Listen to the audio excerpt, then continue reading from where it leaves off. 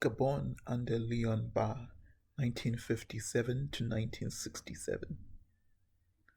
The country of Gabon was first inhabited by present-day Khoisan hunter-gatherers and then by the Bantu around the 13th century. And by the 18th century, the Fang had established dominance over the region.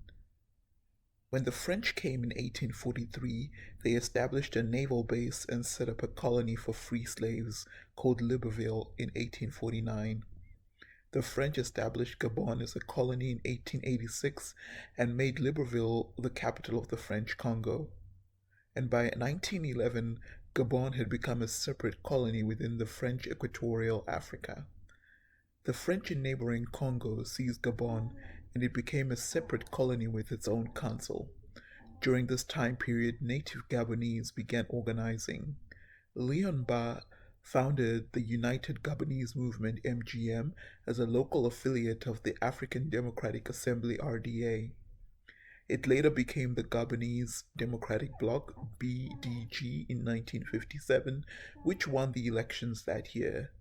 Meanwhile, Jean-Hilaire Obama formed the Gabonese Democratic and Social Union (UDSG).